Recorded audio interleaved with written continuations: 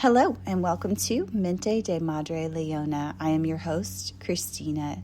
It's so good to be with you. It's been quite a long time, about 6 months. So I wanted to give y'all an update of how my health and wellness journey is going and some things that have changed that I think have really helped me and I hope would also help you.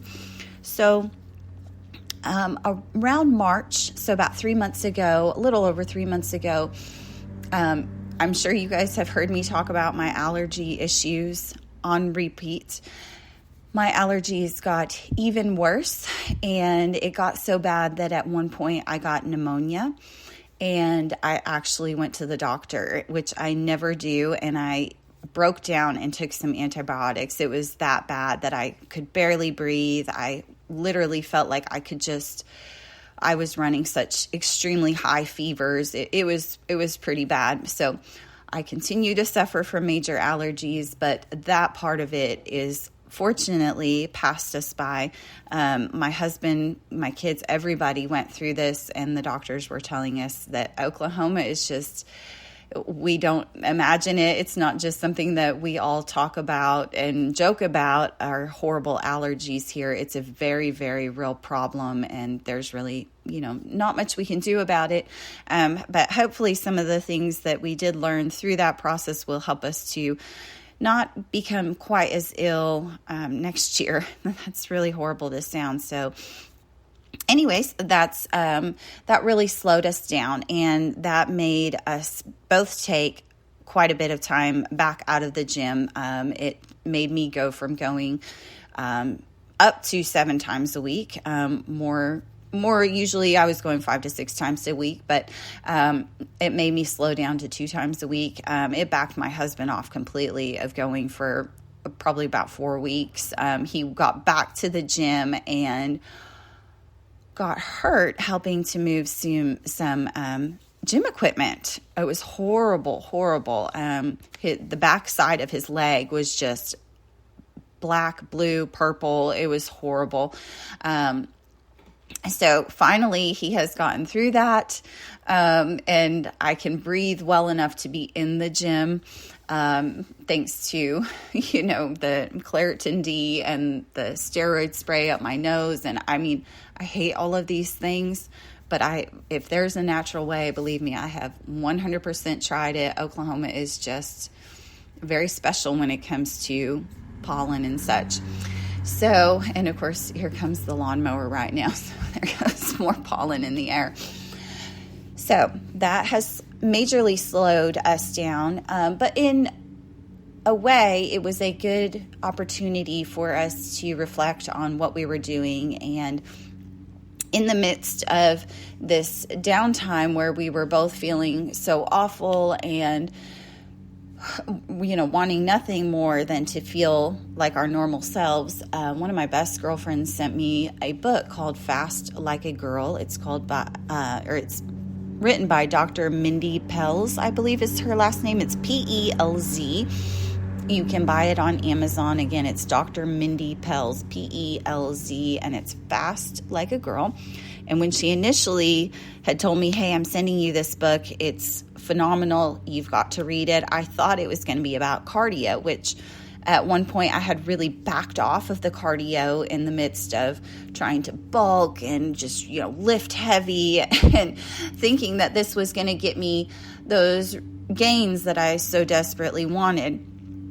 So here comes this book, and for the first time in a very long time, I actually had time to sit down and read a book. I haven't had time to sit down and just read a book unless I get up at 5 a.m. or 4:30 a.m. and try to, have the house quiet. And that just became ridiculous because I was so exhausted. I wasn't getting enough sleep that I had to stop doing that. So this was the first time where I wasn't having to get up at the crack of dawn to read a book. So I got into this book. My kids were, still in school during this period of time, and I read it in a day. And she also sent me the workbook. I'm so sorry about the lawnmower continually coming by. And she explains fasting, intermittent fasting, which had nothing to do with being fast on cardio, and how it works for women. And she explains how it affects our hormone cycles, how our hormones work. She explains things so tailored to women. And this was completely something new to me, because everything that I have been practicing was really tailored for men. And even for the bodybuilding, it was tailored for men. And that's great, but it wasn't the best for me. I'm not a man. And so learning that there are certain times in my menstrual cycle that I shouldn't be fasting. And she specifically talks in the book about being 40 years old, lifting weights, why it's amazing, how to do it, how to fast while you're doing it, and how to still gain muscle while losing weight. So I immediately went back to intermittent fasting, because as I've spoken before, I had way backed off of my intermittent fasting because I thought that it was really getting in the way of my gains, my muscle gains. But in the process, I gained back these little pockets of fat on my body that I don't want those to be there. They're not healthy. They look okay, I guess. For me, I don't like them, but they're not healthy is the bottom line. So intermittent fasting is just such an interesting tool, because it allows the body to heal itself. And the longer you're able to put yourself into a fast, the better. And the more often you can do the fasting, the more you're cleaning out your body, the more you're allowing it to clear out the junk, to rebuild itself, to allow all these different amazing processes to happen. So when I was reading this book, she also talks a lot about how it can really help with illnesses like cancer and different, diabetes and all of these different chronic illnesses that we are dealing with today that have run rampant in our society. And it's just so devastating. I mean, everyone we know has dealt with the loss or almost loss of someone that they love to cancer. And I had, over the last year, other than my husband, I have not talked to, and of course my dear friend, I have not told anyone what I'm about to tell you, but I'm sharing this with you, not for any other reason, but I hope that if you don't know what intermittent fasting is, that you will get this book specifically if you are a woman, and that you will read it and you will try it. Over the last year, I've had lumps in one of my breasts, and they've gotten larger, and the pain has gotten worse and worse. And it got to the point where I finally broke down and I went to the doctor. I didn't know which doctor to go to, how to get a mammogram, if I needed a mammogram. I had no idea of what to do. So I went to my doctor, and she was amazing. She felt the lump. She said, absolutely, we need to get you in for a mammogram, and I believe it was a sonogram. And I told her that I had been reading this book and Fast Like a Girl, and that I had intermittent fasted throughout the bulk of my adult life, off and on, and how amazing it had been, and that I had backed off due to my bodybuilding, but I had gotten this great book from my friend, and I had begun about a week prior to this doctor's appointment intermittent fasting again. And she was very, very curious about intermittent fasting and wanted to know more, I think more from the standpoint of gaining energy, and losing body fat easily.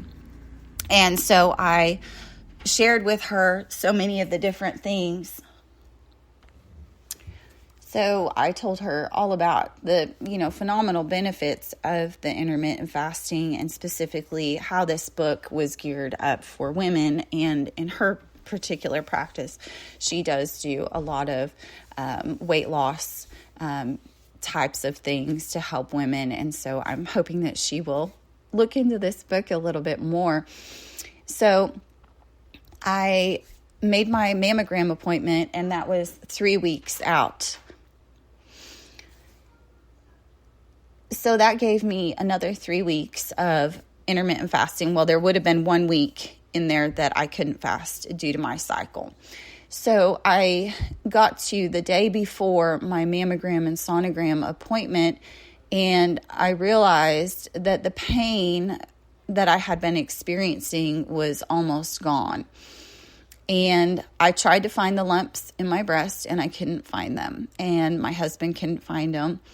And I said, well, should I cancel? Should I go? And I decided to go ahead and go because I'd already been through so much to get to the stage of getting to the appointment.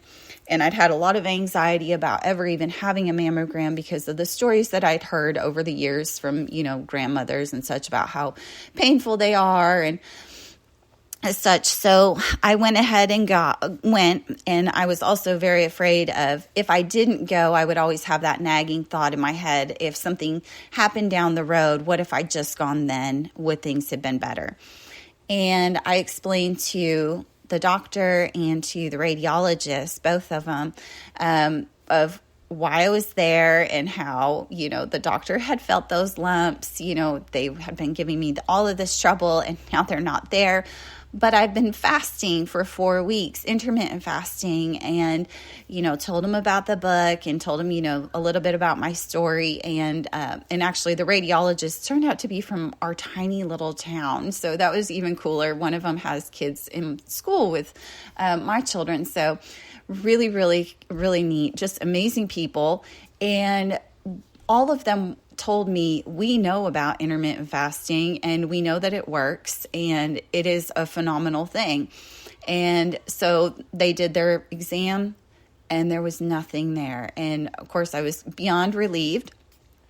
They said, if anything changes, definitely come back. The other reason I had also gotten quite nervous about what I had been feeling in my breast for over a year, along with the pain, is at about the same age, my mother had a huge amount of tumors removed from her breast. Thank God they were benign, because on top of her Crohn's disease and other illnesses and brain injury, she definitely didn't need to have breast cancer. But I did have a great-grandmother that passed away from breast cancer. So it was definitely worthwhile of going. But I can't help but think that those didn't just go away overnight. There was something major about that intermittent fasting throughout that 4-week period that did something really, really phenomenal to my body. If the doctor had not felt those lumps, if my husband had not felt those lumps, I might have been like, well, maybe I just imagined it. But fasting is really incredible. How far it can go, I have no idea. I can't say that it would heal every single thing, but I think that it has so much potential, it's worth a try. And in the past, I was one of those people when I was quite young that if I had to say get a blood test and I had to fast for that blood test, maybe it was at 10 a.m., I was the person that was like shaking and feeling like I was going to pass out. And, I was always that person. So it's very odd that I accidentally began intermittent fasting at such a young age. And I've talked at length about the different reasons why I started, mainly to help with my major GI problems that I had, and that healed. So, and I talk about that here on the podcast and also in my book as well. So I would really encourage you, even if you are that person that says, I could never fast, get this book and read it, because knowledge is such strong power. When you have a strong reasoning for what you're doing, it changes your perspective. And when you change your mind, you can change what your body can do. Just like if I don't think I can lift some heavy weights and I'm really down on myself, those weights really feel overwhelming. But when I tell myself, girl, you've got this, you can do this, and I talk myself up, it's amazing how much more I can do. So it's definitely mind over body. And when you've got that really amazing information that makes such incredible sense, and you have a reason to do it, like being there for your family, it gives you that urge and that desire to persevere through those uncomfortable places. And hunger can be very uncomfortable. Feeling tired can be very uncomfortable. But when you know, hey, right now, if I can just make it 2 more hours, my body has had these additional added benefits of fasting.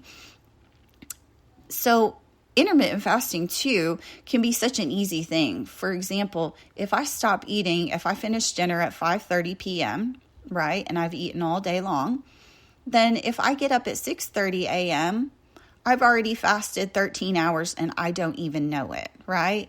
That's easy. And most people could do that, you know. You don't have to get up and have a bowl of cereal in the middle of the night, right? I certainly did when I was breastfeeding. I thought I was, going to die. But when you're, in your normal day and night routine, you're able to get through those periods of time. Now, going longer periods of time, 21 hours, 24 hours, then those are more difficult. And there are many ways to get through those times if it's something that you're really dedicated to. And Dr. Mindy talks about a lot of the tips and tricks that she uses in her book. And she also has a phenomenal YouTube channel and Instagram.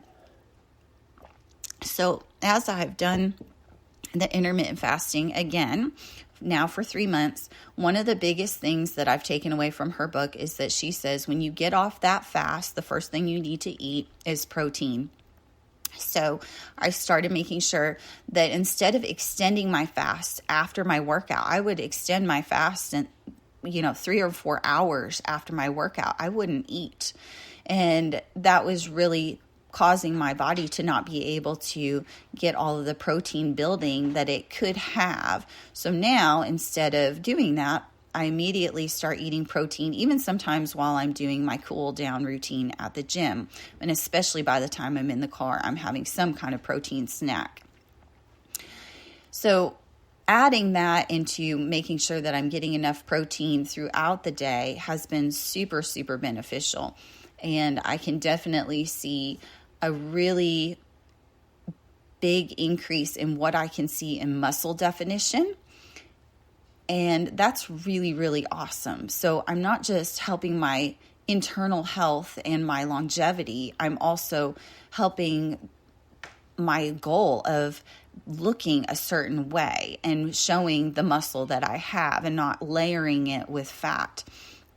So that has been a really, really major turning point. But also, because we backed off of not going to the gym all the time, I've also had these larger periods of time of healing and recovery that I was not allowing myself to have before. And so I feel like that has been a huge benefit because I see that the muscles that I have developed so much more. Today I was laughing because I couldn't get my jeans over my calves because my calves have grown so much, and it is not fat. They're hard. It's muscle. And that's what I want. And my thighs, same thing. They're just so much strong muscle.